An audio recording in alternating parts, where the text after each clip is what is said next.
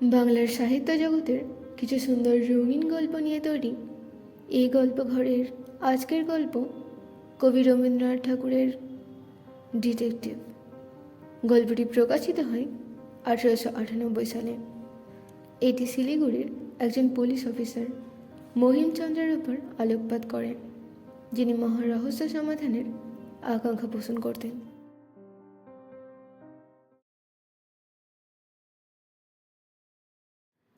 আমি পুলিশের ডিটেকটিভ কর্মচারী। আমার জীবনে দুটি মাত্র লক্ষ্য ছিল, আমার স্ত্রী এবং আমার ব্যবসায়। পূর্বে একান্নবর্তী পরিবারের মধ্যে ছিলাম। সেখানে আমার স্ত্রীর প্রতি সমাদরের অভাব হওয়াতেই আমি দাদার সঙ্গে ঝগড়া করিয়া বাহির হইয়া আসি। দাদাই উপার্জন করিয়া আমাকে পালন করিতেছিলেন। অতএব সহসা সস্ত্রীক তার আশ্রয় ত্যাগ করিয়া আসা আমার পক্ষে দুঃসাহসের কাজ হইয়াছিল। কিন্তু কখনো নিজের উপর আমার বিশ্বাসের ত্রুটি ছিল না। আমি নিশ্চয় জানিতাম, সুন্দরী স্ত্রীকে যেমন বশ করিয়াছি, বিমুখ অদৃশ্য লক্ষ্মীকেও তেমনি বশ করিতে পারিব। মহিমচন্দ্রের সংসারের পশ্চাতে পড়িয়া থাকিবে না। পুলিশ বিভাগে সামান্যভাবে প্রবেশ করিলাম। অবশেষে ডিটেকটিভ পদে উত্তীর্ণ হইতে অধিক বিলম্ব হইল না। উজ্জ্বল শিখা হইতেও যেমন কজ্জলপাত হয়, তেমন আমার স্ত্রীর প্রেম হইতেও ঈর্ষা এবং সন্দেহের কালিমা বাহির হইত।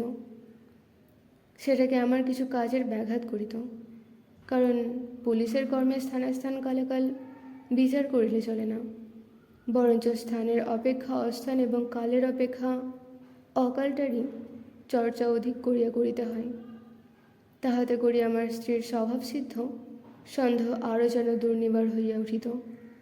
সে আমাকে ভয় দেখাবার জন্য বলিত, তুমি এমন যখন তখন যেখানে সেখানে যাপন করো, কালে ভদ্রে আমার সঙ্গে দেখা হয়, আমার জন্য তোমার আশঙ্কা হয় না?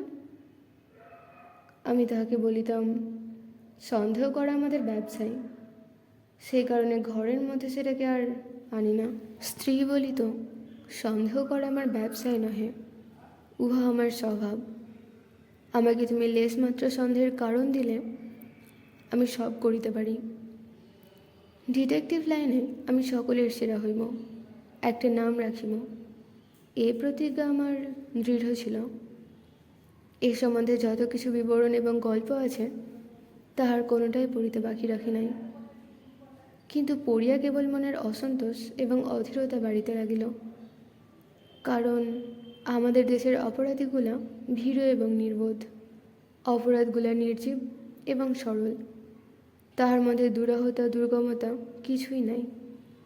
আমাদের দেশের খুনি নর রক্তপাতের উৎকট উত্তেজনা কোনো মতেই নিজের মধ্যে সংবরণ করিতে পারে না। জালিয়াত যে জাল বিস্তার করে, তাহাতে অনতিবিলম্বে নিজে আপাদমস্তক জড়াইয়া পড়ে। অপরাধ ভুয়ো হইতে নির্গমনের কূটকৌশল সে কিছুই জানে না। এমন নির্জীব দেশে ডিটেকটিভের কাজে সুখও নাই, গৌরবও নাই। বড়বাজারের মারোয়ারি জুয়াচোরকে অনায়াসে গ্রেফতার করিয়া কতবার মনে মনে বলিয়াছি, ওরে অপরাধী কুলকলঙ্ক, পরের সর্বনাশ করা গুণী ওস্তাদ লোকের কর্ম। তোর মতো আনার নির্বোধের সাধু তপস্বী হওয়া উচিত ছিল। খুনিকে ধরিয়া তাহার প্রতি স্বগত উক্তি করিয়াছি। গভর্নমেন্টের সমুন্নত ফাঁসি কাষ্ট কি তোদের মতো গৌরববিহীন প্রাণীদের জন্য হইয়াছিল? তোদের না আছে উদার কল্পনা শক্তি, না আছে কঠোর আত্মসংযম। তোরা বেটারা খুনি হইবার স্পর্ধা করিস। আমি কল্পনা চক্ষে যখন লন্ডন এবং প্যারিসের জনাকীর্ণ পথের দুই পার্শ্বে শীতবাষ্পকুল অব্রভেদী হর্মশ্রেণী দেখিতে পাইতাম, তখন আমার শরীর রোমাঞ্চিত হইয়া উঠিত। মনে মনে ভাবিতাম, এই হর্মরাজি এবং পথ উপপথের মধ্য দিয়া যেমন জনস্রোত, কর্মস্রোত, উৎসস্রোত, সৌন্দর্য স্রোত অহরহ বহিয়া জ্বলিতেছে, তেমনি সর্বত্র একটা হিংস্র কুটিল কৃষ্ণকুঞ্চিত ভয়ানক অপরাধ প্রবাহ তলে তলে আপনার পথ করিয়া চলিয়াছে। তাহারই সামীপ্যে ইউরোপীয় সামাজিকতার হাস্যকৌতুক শ্রেষ্টাচার এমন বিরাট ভীষণ রমণীয়তা লাভ করিয়াছে, আর আমাদের কলিকাতার পথপার্শ্বের মুক্ত বাতায়ন গৃহশ্রেণীর মধ্যে রান্না বাটনা, গৃহকার্য, পরীক্ষার পাঠ, তাস দাবার বৈঠক, দাম্পত্য কলহ, বড়জোর ভাতৃবিচ্ছেদ এবং মোকদ্দমার পরামর্শ ছাড়া বিশেষ কিছুই নাই। কোন একটা বাড়ির দিকে চাহিয়া কখনো কথা মনে হয় না যে হয়তো এই মুহূর্তে এই গৃহের কোনো একটা কোণে শয়তান মুখ গুজিয়া বসিয়া আপনার কালো কালো ডিমগুলিতে তাওয়া দিতেছে। আমি অনেক সময়ই রাস্তায় বাহির হইয়া পথিকদের মুখ এবং চলনের ভাব পর্যবেক্ষণ করিতাম। ভাবে ভঙ্গিতে যাহাদিগকে কিছুমাত্র সন্দেহজনক বোধ হইয়াছে, আমি অনেক সময় গোপনে তাহাদের অনুসরণ করিয়াছি, তাহাদের নাম ধাম ইতিহাস অনুসন্ধান করিয়াছি। অবশেষে বড় নৈরাশ্যের সহিত আবিষ্কার করিয়াছি তাহারা নিষ্কলঙ্ক ভালো মানুষ। এমনকি তাহাদের আত্মীয় বান্ধবেরাও তাহাদের সম্বন্ধে আড়ালে কোনো প্রকার গুরুতর মিথ্যা অপবাদও প্রচার করে না।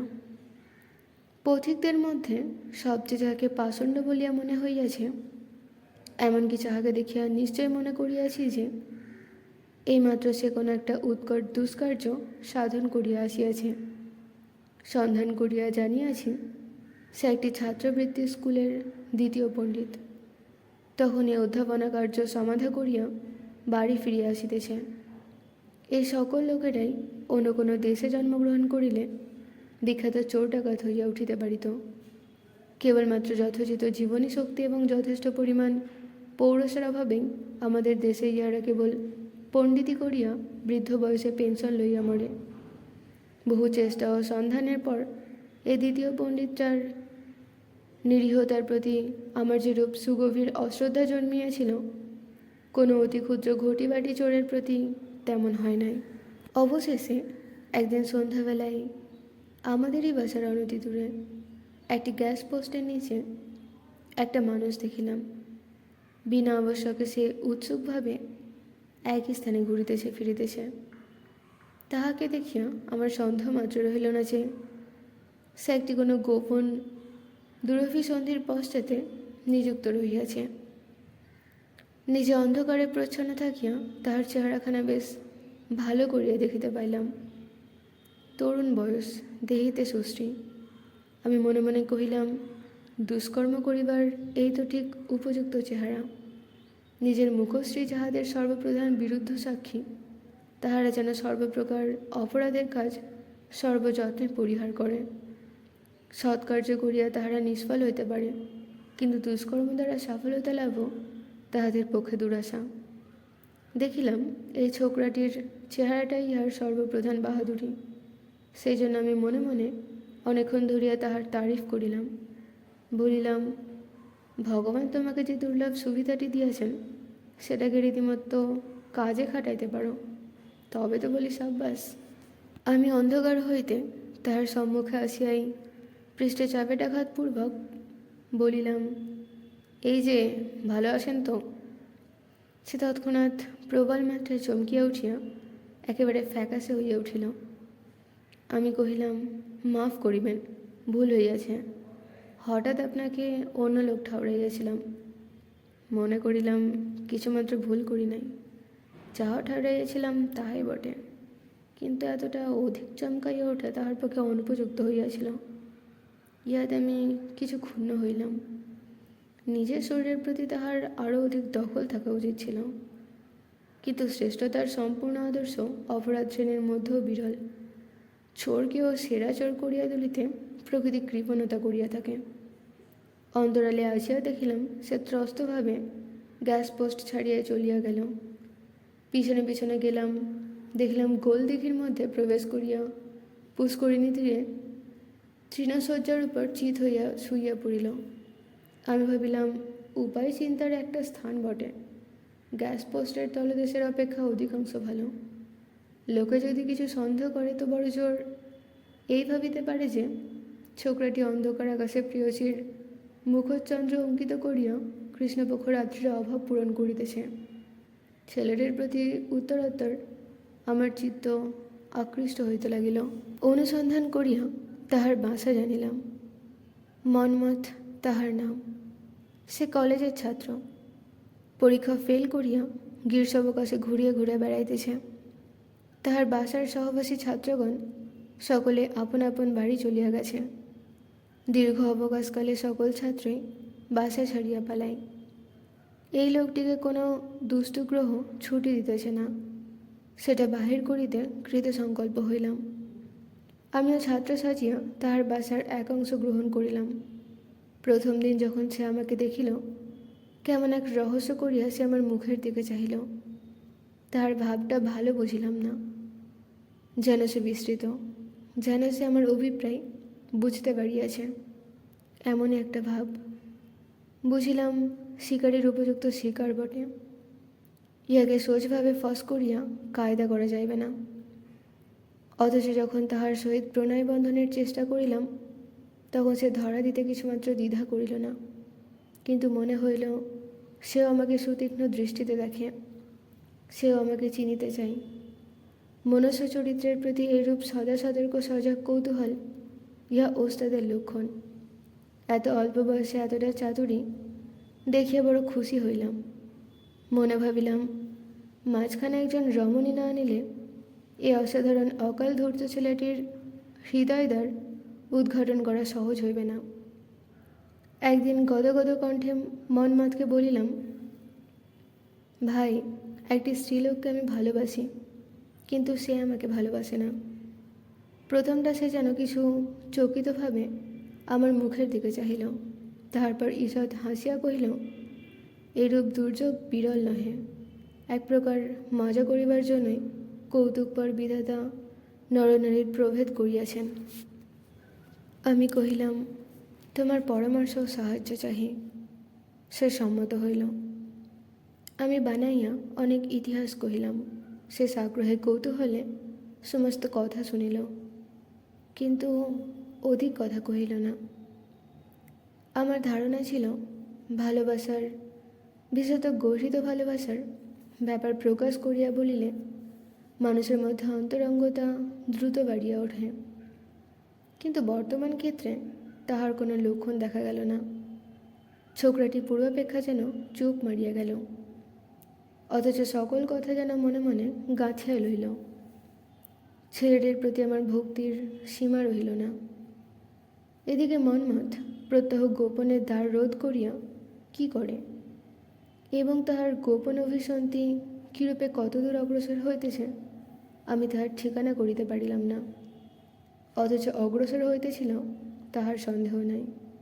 কি একটা নিগূঢ় ব্যাপারে সে ব্যাপৃত আছে, এবং সম্প্রতি সেটা অত্যন্ত পরিপক্ক হইয়াছে। তাহা এই নবযুবকটির মুখ দেখিবা মাত্র বোঝা যাইত। আমি গোপন চাবিতে তাহার ডেস্ক খুলিয়া দেখিয়াছি। তাহাতে একটা অত্যন্ত দুর্বোধ কবিতার খাতা, কলেজের বক্তৃতার নোট এবং বাড়ির লোকের গোটাকতক অকিঞ্চিৎকর চিঠি ছাড়া আর কিছুই পাওয়া যায় না। কেবল বাড়ির চিঠি হইতে এই প্রমাণ হইয়াছে যে বাড়ি ফিরিবার জন্য আত্মীয় স্বজন বারংবার প্রবল অনুরোধ করিয়াছে। তথাপি তৎসত্ত্বেও বাড়ি না যাইবার একটা সঙ্গত কারণ অবশ্য আছে। সেটা যদি নাই সঙ্গত হইত, তবে নিশ্চয়ই কথায় কথায় এতদিনে। কিন্তু এরপর যা ঘটবে সেটা আপনারা কল্পনা করতে পারবেন না। জানতে হলে অপেক্ষা করুন পরের পর্বের জন্য। এতটা অবধি গল্পটি ভালো লেগে থাকলে একটি লাইক ও কমেন্ট করতে ভুলবেন না। আর আরও এরকম গল্প শুনতে চাইলে subscribe to my YouTube channel. চলে আসবো তাড়াতাড়ি আবার নতুন গল্প নিয়ে। ততদিন সাবধানে থাকুন। টাটা।